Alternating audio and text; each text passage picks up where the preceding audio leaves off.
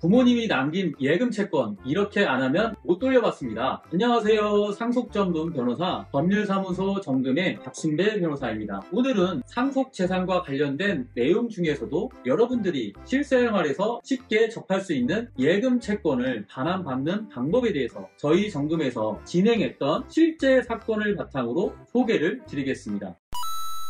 부모님이 남긴 예금 채권 이렇게 안 하면 은행은 절대 예금 채권을 돌려주지 않습니다. 일반적으로 부모님이나 형제들 중 누군가가 사망하여 이에 대한 상속을 받게 될 경우 부동산은 상속인 전원이 인감증명서 등 등기 관련 서류를 첨부하여 상속에 따른 소유권 이전 등기를 하고 예금 채권 역시 상속인들 전원이 인감증명서, 위임장 등 필요서를 받고 은행 지점을 방문하여 반환받으면 됩니다. 그런데 문제는 상속인이 다수인 경우 공동 상속인 중 그 일부가 외국에 살거나 혹은 오래전부터 따로 살면서 연락이나 왕래가 전혀 없어서 행사조차 모르고 살아왔다면 이럴 때에는 공동 상속인들 전부의 서류를 받아서 처리하기가 사실상 불가능하겠죠. 이럴 경우 상속 재산이 부동산이라면 상속 등기를 위해 인감증명서, 인감도장, 주민등록등본 등 관련 서류가 필수이기 때문에 상속인들끼리 연락하여 서류 협조를 받을 수 없다면 부득이 상속 등기를 위하여 상속재산 분할 청구 소송을 제기할 수밖에 없습니다. 그렇다면 돌아가신 분의 명의로 은행에 보관되어 있는 예금 채권의 경우에는 어떻게 될까요? 이러한 예금 채권과 같이 극부의 내용이 가분인 채권이 공동 상속되는 경우에는 상속 개시와 동시에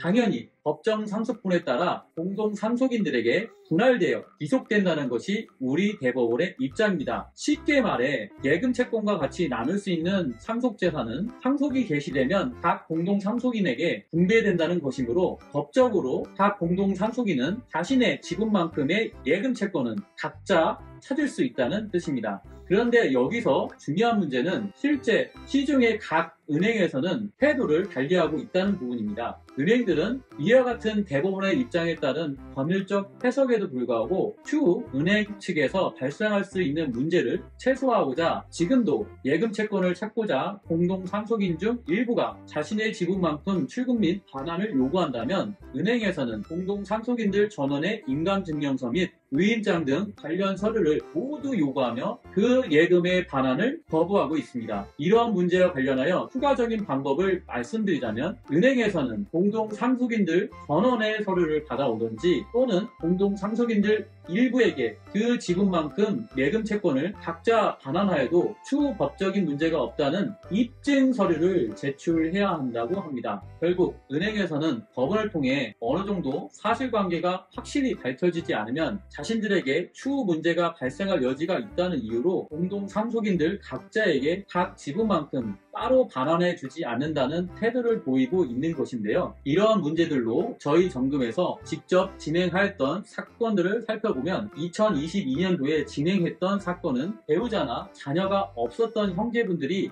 사망하셔서 이에 대한 공동 상속인들인 다른 형제분들이 망인의 예금 채권을 찾고자 하는 과정에서 예금에 보관되어 있는 우체국에서 이를 거부하였기에 저희 정금을 통해서 상속 재산 분할 심판을 청구하였습니다. 이러한 소송 과정에서 법원의 보정 명령을 통해서 저희는 각 공동 상속인들인 형제분들의 재적등본 및 가족관계 증명서 등 서류를 발급받을 수 있었고요. 이를 통해 각 상속관계가 모두 확인되고 정리되자 저희 정금에서 의뢰인 명의로 우체국에 내용 증명을 발송해 주었고 소송이 시작한 후 얼마 되지 않아 우체국에서 지급 의사를 밝혀 예금 채권 중 청구인의 상속 지분만큼 받을 수 있었습니다. 이후 2023년에도 저희 정금에서 진행했던 최근의 다른 사건을 살펴보면 의뢰인의 아들이 젊은 나이에 사망하게 되었는데 부모 중 일방인 부친이 아들이 살던 집에 전세 보증금을 반환받기 위하여 임대인을 상대로 소송을 제기하였는데 이 과정에서 임대인이 대출금을 제외한 나머지 보증금까지 모두 대출을 받았던 농협은행에 반환하여 나머지 보증금이 아들 명의 계좌에 계속 보관 중이라는 사실이 확인되었습니다. 이에 저희 정금에서는 위 소송의 내용을 모두 첨부하여 농협은행을 상대로 예금채권 반환 청구 소송을 제기하게 되었습니다. 그러자 농협은행 측에서는 소장을 받자마자 반환 의사를 밝혔기에